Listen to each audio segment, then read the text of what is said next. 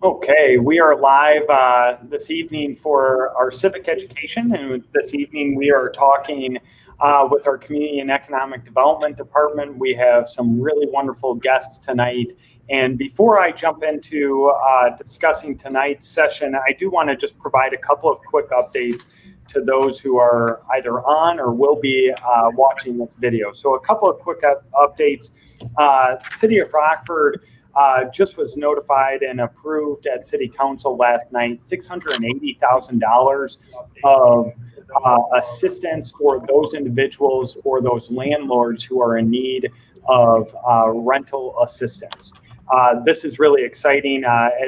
Those who have been following us know that we helped stand up the Winnebago County's rental assistance program. They're now set and ready to go on their own, and we have received our own funding in the amount of $680,000. That's through our Community Action Agency, which is part of Human Services, and really excited about that. I want to make everyone aware, if you need rental assistance, you can simply call 815-972-RENT, or so if you need rental assistance, please do call. We have funds. We know these have been incredibly trying times and want to provide as much assistance to you as a renter, or if you are a landlord, provide assistance as well. Second is I want to just touch on two big items that passed City Council last night. Last night we passed at City Council a really neat program. It's a culinary arts training program with the Awaken Foundation. Juria Crudup has been working incredibly hard over several years, spending a lot of her own time and funds to bring youth in our community to DuPage Community College for culinary arts training. And it's been really successful, so successful that she felt that there was a great need in our own community. And so the City of Rockford, Winnebago County, of Rockford Public Schools, the Workforce Connection, and other partners have stepped up to help make this a reality right here in Rockford. So right now there's a vacant restaurant, the former Imperial Palace at Fairview and East State Street. That building's going to be transformed into a culinary arts training program, as well as we'll have another for-profit restaurant in that establishment. So it'll be a great opportunity to bring new life to that vacant building, to bring job training in a sector that's obviously been hit very hard due to COVID-19. And a lot of companies and restaurants are looking for employees, and this will be a great opportunity for those at risk youth to gain training and mentoring through that initiative. One other thing I want to mention, and Carl, as we move forward, we'll be able to potentially shed more light on, is we do have some remaining funds available through the hospitality grant program that we did earlier on due to COVID, and we've reopened that for a very limited time. We have about $24,000 of available funding. We are looking to provide around 5 different grants, around $5,000 per grant. So if you do own a restaurant and you are in need of some relief due to COVID-19, please make sure that you follow up with our Community and Economic Development Department that you'll hear from more now. So last thing I'll mention is right now we have about a 4.7% positivity rate. I believe today we had about 79 new cases of COVID-19. So it's, as we're hearing, from the CDC, you don't need to wear a face covering, and we are starting to get back to that new normal and reopen our communities. I just want to say, please make sure that you are vaccinated and take advantage of the free vaccinations. We have the mass vaccination clinic over on Sandy Hollow that is pretty much taking walk-ins. Most days it's open afternoon, in the afternoon. So please take advantage of that. If you are vaccinated, contact loved ones and neighbors and make sure that they're aware that they can get this vaccine for free and very quickly here at the City of Rockford. So with that, I am really excited. So I'm going to start with Director Carl Franzen, who is our Director of Community and Economic Development, and has really, I think, done a wonderful job with the entire department, been very, very busy, as you will hear this evening. All of them have. So Carl, can you tell us a little bit about the Community and Economic Development Department and introduce us to some of your staff members with us tonight? You bet, absolutely. Thank you, Mayor, and thank you everybody who's joining us today. This is a extremely important topic. It's certainly a priority of the city and the administration in this department, but this is the beginning of the conversation. And so all of the initiatives and programs that we have, we encourage all community members to reach out to our various departments to understand what programs we have, how we leverage those resources, and how we can assist you at making the difference in your communities. We don't do this alone. We do this with partners, and that's not only organizational partners, but it's with our residents. And so the better understanding what resources we have, what abilities we have, and what interests you have, really help us do our job. Just at the really high level, community and economic development has 4 main divisions. Certainly economic development is a big one. Our land use, our zoning and planning division is another. Our construction services, processing all of our construction permits and inspecting properties for public safety. And then really the team that's around here tonight, our neighborhood development. And when we think neighborhood development, there's certainly spillover into some of those other divisions. We work really collectively along with other departments within the city to achieve our goals of neighborhood improvement. But I really think of it in terms of development, how we're actively leveraging resources and funds we have to promote private development, to increase land values, increase connectivity within our communities.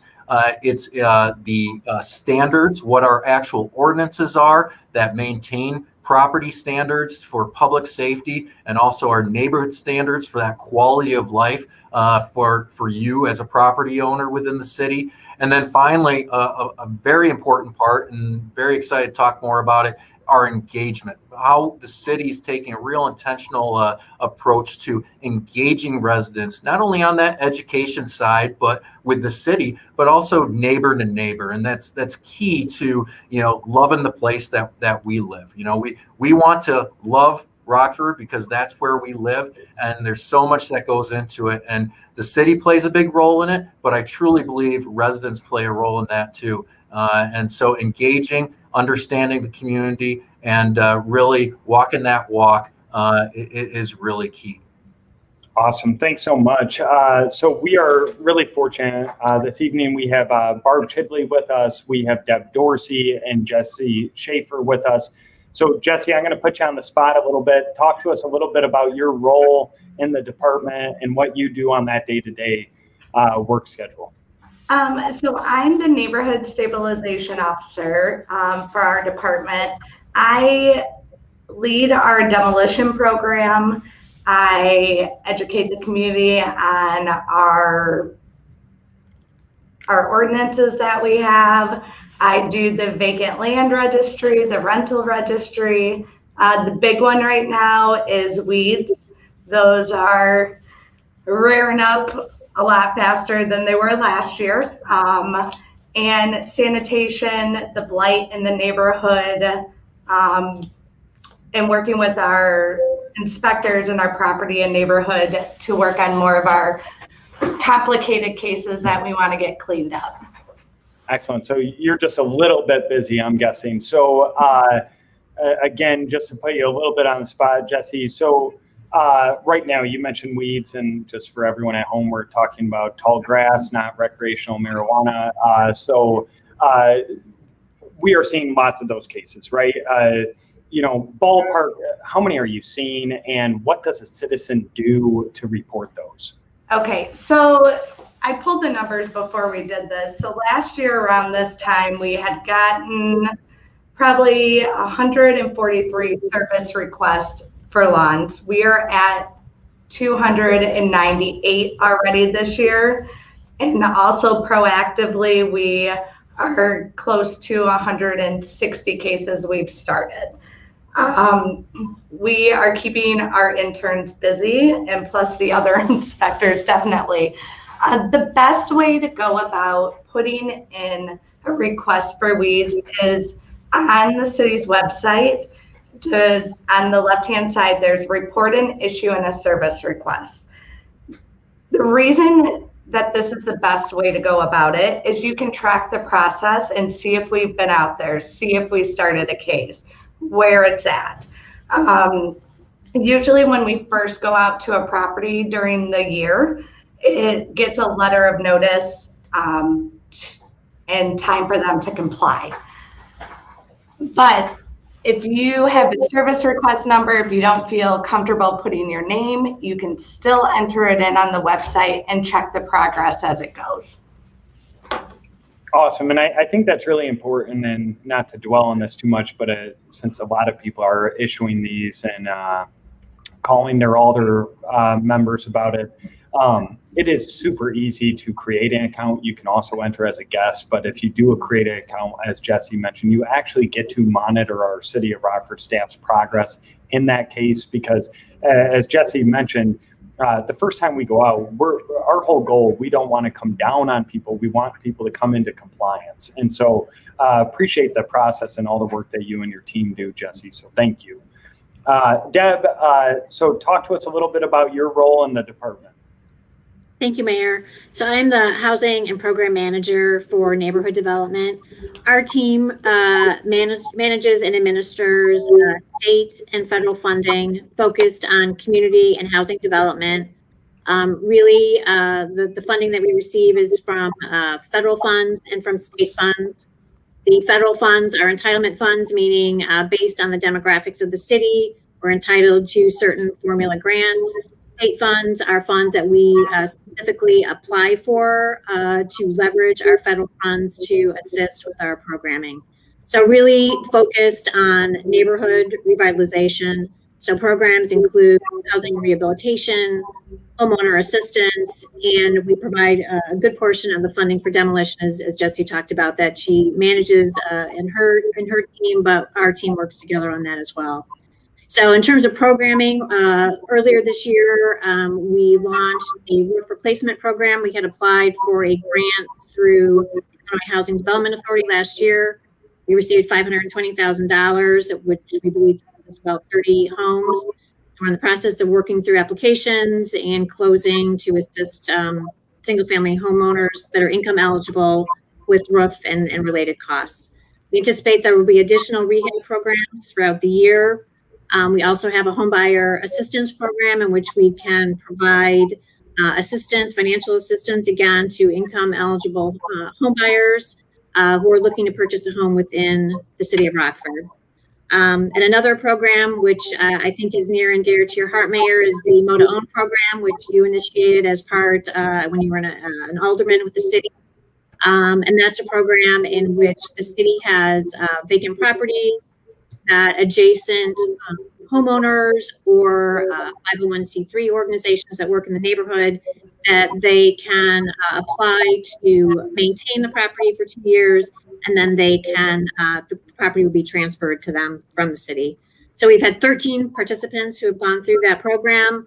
11 have already worked and maintained the property for 2 years, have received it.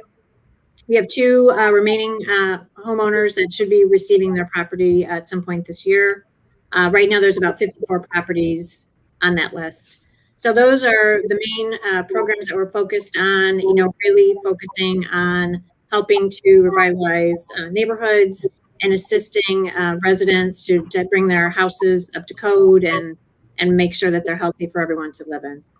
That's awesome. And Deb, you're incredibly humble. Just for folks at home, almost every time I open up my email, I get some email saying that we won more money, and that's due in large part to all your work. So thank you for that. One quick question for you, Deb. How much funds, and if you don't know the exact number, just a ballpark is fine, do you think we'll be distributing for home buyer assistance, let's say in the next 12 months? So we have about $76,000 probably budgeted in 2020 funds as well as 2021. So you're looking at probably $150,000 that would be available. The maximum that we can provide based on our HUD regulations is around $15,000. And it's based on a homeowner's ability to obtain a first mortgage through a participating lender. So we have 7 local banks that we work with. And we will walk those home buyers through the process, again, looking at income eligibility, and as long as it's within the city of Rockford. Awesome. Thank you, Deb. And Barb, talk to us a little bit about your role in the department. Thank you, Mayor. So I'm the neighborhood specialist, which originally I think we figured was going to mean I was going to work specifically with all of our neighborhood associations and help support them in any way that I can. But it's really expanded since I started 2 years ago, because what we're recognizing is, first of all, we have a lot of the city that does not have an active neighborhood association. And we want to make sure that people are really connected. And then even in the areas that do have neighborhood association, we still have a lot of residents who are not connected to those neighborhood associations. So I am out there working with the associations, but also working with individual residents and making sure that they are connected with whatever resources and supports that they need. I do the same thing internally with our departments so that I make sure that when we've got projects going on, particularly such as public works projects, that we can also do some direct outreach into the neighborhoods and make sure that residents know what is occurring and how that's going to impact them. And now, starting with the new Connect Rockford project, also seeing how we can get neighbors connected with each other right in their neighborhood at the block level, so that people can really get to know each other, so that they can build those connections that help them to improve the safety in their neighborhoods, improve their health mentally and physically, improve their economic development in the neighborhoods. And then also, we want to be able to communicate with people. So it's not just that I need to get information from the city out to residents, but we really want to hear back from them as well, because we want to be able to make our decisions based on resident input. Residents are the experts in those neighborhoods. They're the ones who live and experience life in the neighborhoods every day. So my position has really evolved to be where I'm just doing everything I can to help people get connected. Awesome. And for those individuals to get connected, if they want to serve as, and I want to make sure I get the right term, is it block captain? If they want to get in connected, do they just simply go to the website we have listed, or is there other information they should know about? And how much time? I mean, right now, everyone is so busy, right? I mean, that's the one thing I've learned throughout this entire year. Everyone is doing so much, either in their home, their business, their life. It's chaotic now. How much time is involved in being a block captain? So yes, people can go to the website, and then if you click on the link to connect with us, there will be a form that you can fill out that says what you're interested in. We are looking for block captains. We are looking for neighborhood captains that will help coordinate block captains. We are looking for ward leaders. We are just looking for people who want to get connected with their neighbors. It will take a little bit of time, not a ton of time. What we ask of block captains is that they go door to door in an area that they choose. So it could just be 1 block long. I myself live on a double block, and I'm going to be a block captain for mine. So it's both the 3 and the 400 block of my street. And we'll go and put a letter on everybody's door saying who we are and asking them to connect back with us. And then hopefully, if we get contact information from people, we'll be able to then just send out a text message or an email or make a phone call for those who are not hooked up through the internet. And every couple of weeks, reach out to people and just say, hey, how you doing? Is there anything you need? I'm here. Connect back with me. And then as those connections are made and block captains start to get to know everybody on their block, then they can start putting in a little bit more time and effort into getting other people to know each other, so that we're really building those connections across the board. So I will say that, I've been out delivering flyers and various things door to door for a couple of years now. And if all I'm doing is taping a flyer directly to somebody's door, I can distribute 50 of those in an hour. So it's not that much time there. We will ask people to kind of keep track of who they're connecting with. They keep their own information. I'm not asking you to send me everybody's contact info. Block captains need to be able to connect back to people. So there's a little bit of record keeping, but that just makes sense to be able to keep track of who's on your block. I don't know. I know a lot of people don't like paperwork, and I feel like that's the only part that's really going to be a little tricky. But I'm here, and when we get a neighborhood captain and a ward leader for every single area, then you will have those people to support you as well in your block captain work. Always somebody that you can talk to, somebody you can bounce ideas off of. And what we're really hoping is that you'll be the eyes and ears also of your neighborhoods and be able to send information back to us too, so that we can truly have two-way communication. So yeah, if you're interested, go to the website, click on connect with us, and shoot me an email. You can also call me directly if you would prefer to actually chat with me. My direct line is 779-348-7448. And I literally just looked at my phone to remind me of that. That's how I just how many times a day do I use that? Thank you, Laura. No, that's awesome. And I'll just say to folks, sometimes it can be a bit nerve-wracking to, either knock on doors, walk to doors. Totally different, but I've walked and knocked on a lot of doors. It's one of the most rewarding experiences you'll get. You'll get to meet a lot of wonderful people, some that you may have lived somewhat close to for years and never really had that opportunity just to connect. Not just asking for a tool or whatever it may be in passing or saying hi in passing, but really connecting. So thanks for your work there. Carl, a couple of questions for you. And I should mention for folks watching, you can certainly add your questions. We do have a whole host of questions that citizens have already asked us to ask, and some that we've developed. But if you have questions, please do add them. We'll try to get to as many as we can. One question, Carl, we have that is kind of twofold. One is the question, is there any economic projects set for the former Essex location? In twofold, I mean, I'll add a second part to that. Was your department involved in the work around Essex in getting that building demolished?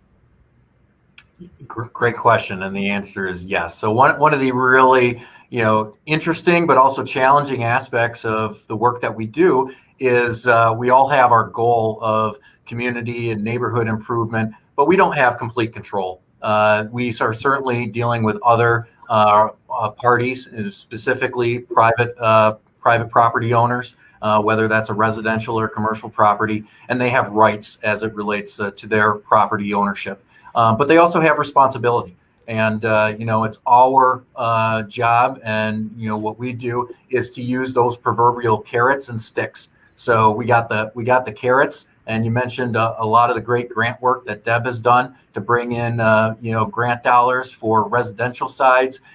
We have another team member who has done fantastic work in bringing in EPA dollars for environmental remediation assessment and cleanup that has greatly impacted neighborhoods and our economic development goals.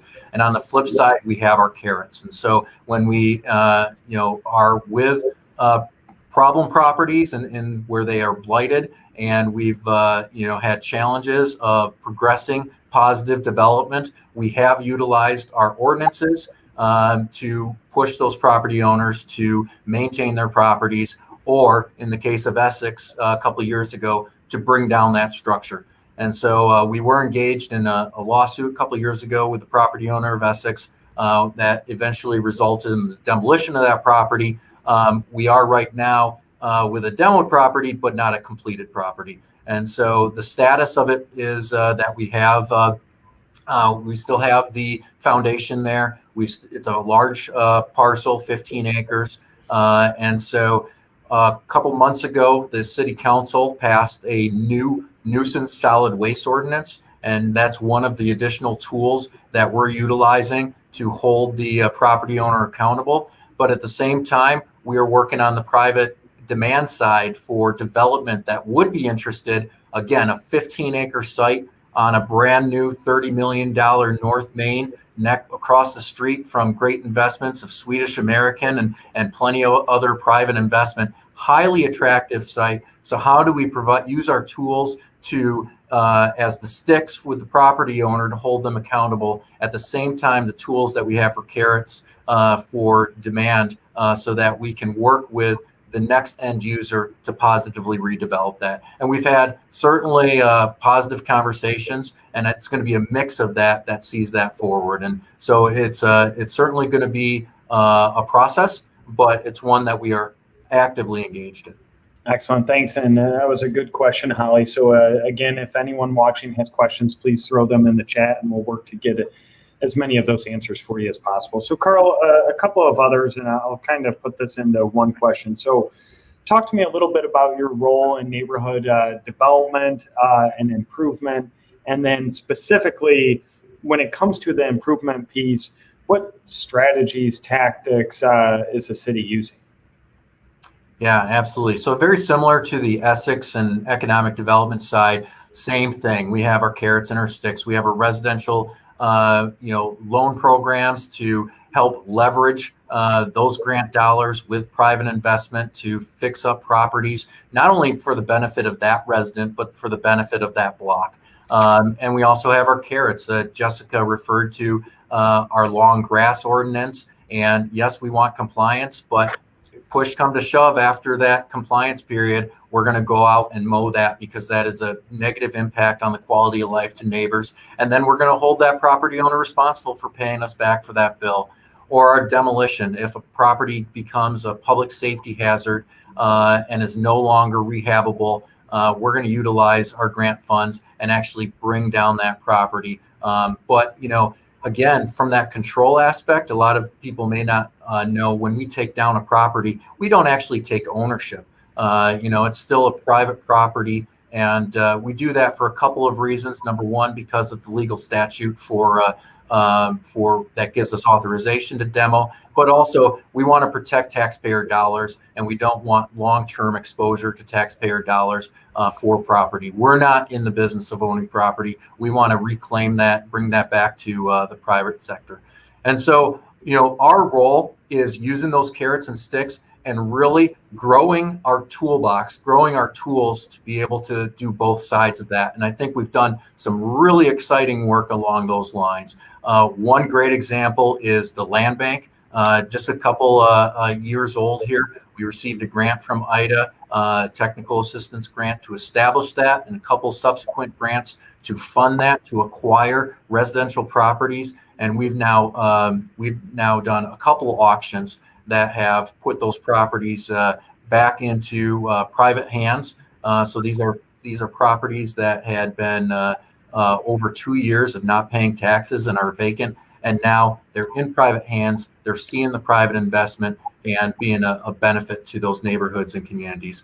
The other really exciting one is the revamp of our Winnebago County Trustee Program. The new agent being our Region 1 Planning Commission. They've now gone through 2 successful auction cycles, and they have essentially taken all of the vacant structures that qualify for that program and put them back into private hands. And so that's a testament to the system that they've put into place and the access, but also really capitalizing on the market and demand that is in Rockford for housing stock and the private development that is interested in investing. And so it's really growing those tools and partnering with those programs that we're making a difference neighborhood by neighborhood and as such community-wide. Awesome. And Carl, to put you on the spot a little bit, do you have information at the ready to talk a little bit about the vacant and foreclosed property registry and how that plays a role? Absolutely. So I mentioned 2 programs that allow us through our partners to acquire property from a private property owner because they haven't been paying taxes for X number of years and are vacant. But the truth is, if you wait for 2 years for a vacant property to get into one of those programs, a good chance is that property either is not rehabable because it had a hole in the roof and it has 2 years of water damage, or the cost of rehabbing it is so high that it's not market viable. And we end up spending a lot of grant dollars to do that. So we have a vacant and foreclosed property registry. So anytime a property goes through the foreclosure process, banks have to register with that, and it costs them some money every 6 months to register. And when there's a vacant property that meets our our ordinance criteria. And so these are properties that are clearly vacant and have been for a long time. It's not somebody who's snowbirding down south for the winter. It's not a property that's being sold, but it's properties that have been abandoned and not being cared for. They are required by ordinance to register, which allows us two things. Number one, they have to pay a fee to be on that registry, and that's a little bit of incentive to not have that and to actually put it on the market and find another user for it. But it also it gives us the authority to go in and do an inspection. And so one of my property standards inspectors is able to go in, assess the property, and we're able to have a conversation with the property owner and say, you have two tracks here. Your property is vacant and it's not in code, and we're going to take you to code hearing and make you fix it up to code and make it viable. Or guess what? You can get rid of that headache and we will help you find a viable buyer to take this property now. And so we're able to engage in that process. And the third part of it is they're required to have a local contact for us, so that when Jess gets complaints about that property, we have a local contact to call up and say, hey, your grass is long, a window is broken, a door is in, and so that the taxpayers aren't paying that bill, the property owner is notified and being held responsible for the property. Absolutely. That's really helpful. And just thank you to you and the entire team for all the initiatives. And I'll just say, since I kind of get to sit here and watch all of these and hear from all the employees, it's really pretty neat to see how all the different departments work together in different aspects. If it's a public works team, and so a host of ways, but specifically the capital improvement plan, investing in neighborhoods, but to see all these different departments working hand in hand together, and now to see some of the benefits. I mean, we've seen property values increasing year after year for 3 or 4 years now. And so things are starting to turn. Lights getting out, people are moving into these neighborhoods, homes are getting repaired, and it's just really awesome to see. So thank you again.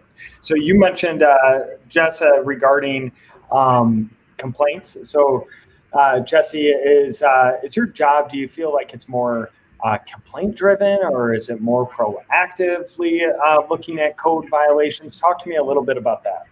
So we're definitely complaint driven. We do get tons of complaints daily between our building, our outside of the property. So our standards for the outside, for neighborhood standards, is when we go out to a property, we always check the surrounding area when we're out there. So we're not just singling out this one house for, trash all over, or to the, we check the whole blocks. We try to be proactive during our slow times. Now it's summer, and we try as best as we can to be proactive, but mainly in the summer, it is complaint driven. Awesome, thank you. And what's some of the most common issues you're coming across, Jesse, in the neighborhoods? Dumping is a huge issue. I think I actually fielded like 5 complaints on this alone today. Good news, we have cameras that we have placed out into our common dumping areas, and we have caught 14 dumpers, which I work then with our community service officers, and they are issued a citation for dumping from the police, and then a bill from us to pay us back for the amount that it took us to clean it up. Fun fact, 80% of the ones we have caught are not from people here in town. 80% of them are from out of town that are coming in and dumping them. So dumping right now is definitely a very huge issue. See, some politicians would say we just need to build a wall. So, all right. So I really appreciate that. So I want to go back to you, Deb, and talk a little bit. So you mentioned that roof replacement program that we had. Can you touch on that a little bit? And can you update us? Are there other programs that you see that we have or that will be coming out that residents of Rockford would be able to take advantage of? Thank you, Mayor. So the roof program, we had the application open in February. We received, I think, over 250 interested individuals who wanted to participate. As I mentioned, we have enough funds to probably assist about 30. We're going to continue working through applications and closing that out, and I anticipate that we'll continue to run housing rehab programs. We have the ability, some of our funds are very restrictive in terms of the purpose of the program is to bring the property up to code. Other programs funded through our CDBG can be more flexible, so they can focus again on just roof replacement. It could be exterior. We can have different targeted areas. One of the things that we did last year as part of our 5-year planning process is we developed a neighborhood revitalization strategy area. So this is used with our federal funds to provide flexibility. So we're also looking at how we can use these funds to better leverage other grant funds and to provide additional assistance in particular areas within the city. Excellent, thank you. And Holly has a question, and I think Carl, you'll be able to answer this. We obviously had a massive fire on North Main. Can you talk to us a little bit about that? I think Atwood building is how it's most recognized, and what that process is. I mean, obviously, any of us who drive by it know it looks like a disaster zone. And if you could tell folks what we at the city are attempting to do with that. Absolutely, and this is a great case example of how every issue of blight is different, and it really takes a cross-departmental team within community development, our legal, you, Mayor, to really tackle these and figure out what are the issues and how do we use our tools to get the positive end result at the best, protecting the taxpayer the best as possible. And so we've had successes on North Main. We had the nursing home, I believe 1920 on North Main, now a beautiful green space part of that park. We have Essex that's in progress, and now we have this 2500, the former Atwood building, which is, in my opinion, really too bad to have this fire because it really was a piece of history, Rockford history. So sad to see it demolished, but at this time, it is a complete blight. But if you live in that area or have seen that, while it is a blight, you'd also recognize just how huge that property is. And so we certainly engaged some emergency demolition to assist the firefighters. But at this time, we are working with the property owner and the insurance company to how do we move forward with this. And so this is an insurance case. This was an issue. It's what we would call a cleanup here. Jess referred to some of our cameras. We have cameras up there to protect against some dumping to make that worse in the meantime. But we are pushing the property owner and we're going through what we call a long form demolition process. So when we demolish, this gets a little bit in the weeds, but when we demolish a property, we can do a fast track, which we post the property, and after 30 days, provided it's not objected to, we can go in there and clean it up. We could do that. The cost to do that on 2500 will be astronomical. The community may recall the former Metro Christian Church just across the kitty corner from City Hall had a fire last year, and that cost us about $250,000 of taxpayer money to clean up. And so I anticipate this one to be even north of that because of the type of materials that we'd be removing. So by going through a long form demolition, we're getting authorization to clean it up, but we have a lot more ability for cost recovery on that private property owner. And so we're going through that process as it speaks now. That said, we are engaged with this property owner. The property owner does have ambition for some redevelopment there. And so it's continued to be this problem solving to how do we get this done with the private property owner, not just to clean it up, but also for a functional and positive reuse of that property that's going to benefit that corridor. Absolutely. So is it fair to say if we went quick and went alone, it would just cost us a lot of money, and that entire burden would be on taxpayers?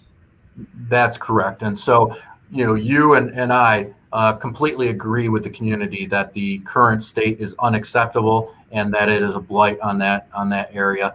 And certainly we want the investments that we have on that North Main corridor, the road, Swedish American, what Ingersoll Machine Tools is doing. We want to aid or align and grow that, but we are protecting taxpayer interests while still proceeding down a positive path. Yeah, and thanks. And just so Holly's aware, Carl touched on Ingersoll. He did a lot of work with Ingersoll. They now are building the world's largest telescope, the Giant Magellan Telescope, and adding on, I believe it's 40,000 square feet there. And then further up North Main, I believe it's at the former Bonton facility. Amazon has leased, I believe it's 140,000 square feet, and will be bringing about 200 jobs to that facility. So lots of action is going on in North Main. Obviously, yes, a setback with the Atwood building, but both the Atwood and Essex are actively engaged with the Community and Economic Development Department, as well as legal and any other resource we can put towards it at the city. So, Barb, you touched on Connect Rockford, and I didn't ask you, so are you seeing Connect Rockford replacing neighborhood associations or working with? How can you talk to us about that dynamic? It is a supplement to neighborhood associations. So I'll give you an example. Keith Creek neighborhood has an active neighborhood group, regular meetings monthly.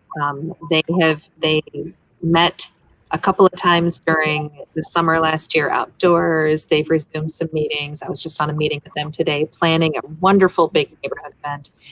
But normally at their meetings, they have about 30 people or so. That's a decent number, but it is nowhere near the entire neighborhood. And so they're not directly connecting with every single resident. So I've got a couple of people who've already stepped up in Keith Creek that say they want to be block captains. But the beauty is now we've got people that are working right at that block level to get to know each other more intimately, and then they can connect right back to the neighborhood association. So it expands the ability for the neighborhood association to be able to connect directly with its residents. And it really, it creates a situation in which there's a more meaningful connection, and we're expanding beyond the traditional, meetings where we do a lot of the business of the neighborhood. And now we're getting into some of those connections that help people in their everyday lives. Awesome. And I know I told you guys about 45 minutes. So I have one or two questions for each of you as we close this out. So Barb, you've put a lot of emphasis on these connections. Can you talk to me a little bit why the emphasis on these connections? Why is it part of the health of that neighborhood? So relationships are foundational to everything else that we do. When we create strong relationships, then we have that ability to get anything else done because we've created that trust. We've nurtured that relationship. But research has actually shown that the building of what we call social capital, those relationships where we're bonding with those we live with, we're bridging to those that we have reason to connect with, but may not be the ones that we have the most in common with. Building that kind of social capital actually has been shown to increase safety, decrease crime, increase economic development, increase educational attainment, increase mental and physical health. So it's just that basic being connected with one another. And it makes sense too, right? If I know my neighbor, then I know when the car that's on the street in front of their house while they're gone on vacation doesn't belong there because they told me they're going to be gone and what's happening, right? When I know my neighbors, their dog is safe because when I see it's gotten out of the fence, I'm going to go and help take care of that dog. And people, come together over all kinds of different things. I've heard stories of people who needed, there was an emergency medically and had little ones and had to let the little ones stay with a neighbor because, you can't juggle, 3 toddlers while also trying to head off, to the hospital. So there are all different kinds of ways that being connected helps us. But then also we've got so many people in our community who are not on social media, who are not on somebody's email list. They just don't know where to turn for resources, for those kinds of supports.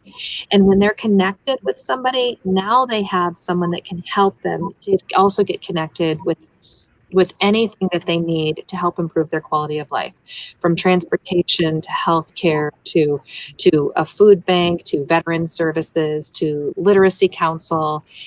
Just being connected helps us all get what we need. Absolutely. Thank you for that. And thanks for the work that you're doing with Connect Rockford and bringing citizens closer together. Thank you. So Deb, when you think about neighborhood improvement, what type of community partnerships are you seeing come together? Thank you, Mayor. So I think we have some great partnerships built with other agencies here in the community. We work with Winnebago County Health Department. They have a lead program. We coordinate on projects with them. Also, the Health and Human Services Department offers weatherization programs. We partner with them on programs. Habitat for Humanity, obviously working with first-time homebuyers, we can sometimes provide assistance for gaps that they may have in their need for down payment assistance. We also work with Northwest Homestart. They provide housing counseling classes for our clients who go through our rehab program and our homebuyer assistance. And we also have monthly partnership meetings with other agencies that Barb and another one of my staff member attend, just to bounce off ideas, talk about programs, help get out the word about initiatives or outreach that are happening. So I think that there's a great partnership with all of the agencies in really helping to serve our residents and our neighborhoods, especially around housing needs. That's awesome. Well, thanks again, Deb, for all that you do for the city. I really appreciate it. So, Jesse, you have an incredibly busy job, and sometimes I think code enforcement may get a little bit misunderstood. What types of things do you want citizens to know about code enforcement or anything else with the work that you do? Our main goal, when people think code enforcement, that we're out to get them, we're out to find them, we're out to, take all their money. We hear it all the time. But that's not our goal. Our goal is compliance, to make the blight in the neighborhoods go away, the health and safety of neighborhoods. We're there to work through simple issues as please bring in your trash can. Sometimes it's just me knocking on the door saying, hey, this is what's going on. Let's bring this up. How can we help you fix it? We do have the properties that just don't want to listen or comply with our letters. And at that point, then we will have to contract out to our contractor and get it cleaned or fined in code hearing. But another thing that I hear a lot is people don't want to make complaints because they don't want their neighbor to know it was them. Any complaint that comes into us is anonymous. We do not tell who complains. Even if we are asked, we do not give out that information. We deal with all issues between the grass, the sanitation. We work very closely with our property standards, our community service. So when we have that vacant house in a neighborhood that seems to be attracting, the long grass, the sanitation, the holes in the roof, we all work very closely together to come up with a solution, to get a hold of the landlord or, the property owner to see what we can do to come into compliance. Sometimes we don't know that your neighbor's back door, the vacant house, that the door is open in the back. Enter service request so we can come out and take a look before it gets to the point where it's trashed inside. We can help fix those issues. We just need to know about them. Yeah, and I think that's one of the biggest issues. Often you'll talk to someone and be like, well, I've been dealing with this for 2 years. Like, oh my goodness, please do not deal with any of these issues for 2 weeks, let alone 2 years. Like, we want to help. Obviously, we're, like many governments, have limited staff. And everyone's doing, 3 different jobs, but just urge citizens. We want to lift the standards in your neighborhood. We want the health of your neighborhood to be front and center, and we want to help. And so please make us aware. and then track our progress through it. I mean, it's as easy and as accountable as I think many governments can be. So again, Jesse, thanks for the wonderful job that you do and all the work that you do at the city. It's appreciated. So Carl, gonna end with you. I think I said this to someone and I really mean it. I think, we're at May 18th, and I think some economic development directors could say, I've had a really good 2021 already. I mean, you look at some of the things that have happened just this year, if it's the investments that the state is making into BMO, if it's the downtown developments, if it's Amazon with 200 employees on the west side, Ingersoll, if it's Collins Aerospace, $18 million investment, the Awaken Foundation. I mean, the hit list of this year has been impressive. So one, thank you. But we've talked a lot about neighborhoods. How do you see neighborhood health improving economic development? That's a great question. It has been a real, all things COVID understanding, it has been a real positive year for Rockford as it relates to economic development. But when we think about economic development, our strategy is not about attracting the new business. It's about understanding what great businesses we have and what do they need to grow and expand here, whether that's physical footprint like Ingersoll or just workforce development programs like the Awaken Foundation. And that's really the same approach that we take with neighborhood development. And so, what assets do we have in terms of residential properties and individuals in their neighborhood? What do they need, and how do they, create that life, create that neighborhood that they want to see? And all of that relates down to health. So certainly your physical health, if you're living in a property that's falling apart and you have that stress related to that, that is a burden on you as an individual and your family, and it can prevent you from perhaps pursuing other, whether it's recreation or economic opportunities in jobs. When your neighborhood has litter, and especially after the snowfall, and a community comes together and does a beautification effort and pick up, everybody feels better about their community. They come out, they walk their dogs, they walk down to the coffee shop. And so it is supporting directly creating communities that people want to live in. And by extension of that, businesses want to be there because there is market there. And so we certainly drive that through community health, both with enforcement of our standards and promotion of our development tools.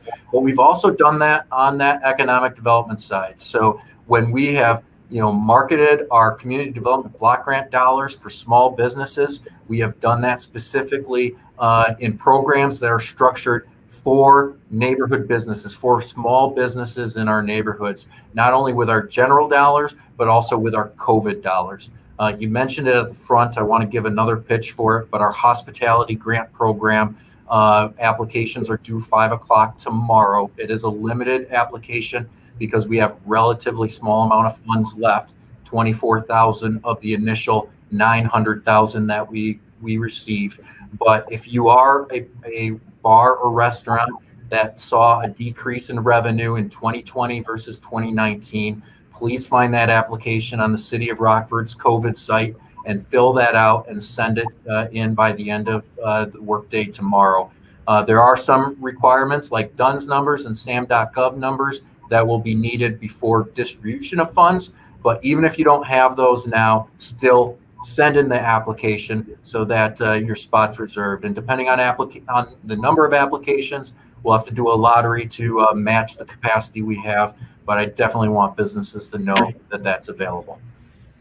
Well, I really appreciate it. And I would just say in closing here, I just want you all to know, I just so appreciate the work that you guys do every day. I have the unique opportunity to talk to mayors across Illinois and some even across the country. And when you talk to many of them, they all, when you say, how's the last 14 months been going? It's a lot of them are like, well, we're just trying to survive. And you look at the work, the programs, the initiatives your department has been able to start, reestablish, and build upon. the economic development projects, the property values increasing. You look at all of that, you guys have not just tried to survive, you're really improving and rebuilding our community during a really difficult time. And so just want to say thank you for the work that you do. It is appreciated. I understand that we could have 4 more Barbs, 4 more Jessies, Debs, and Carls, and probably still be short-staffed. But you all work so hard and do such a great job. And again, it really is appreciated. So thank you. And for those who followed tonight, thank you. And for those who will watch again, we do have more in our series just to inform you of what your city employees are doing and the great work that's going on in your community. If you have questions, please reach out to us. We want to be here to help. And as Jesse mentioned earlier, obviously lots of things are going on in the neighborhoods. Don't sit back. Make us aware of those concerns that you have. We want to get them addressed as quickly as we can. Hope you all have a wonderful night, and thank each and every one of you for being with us today. Thank you.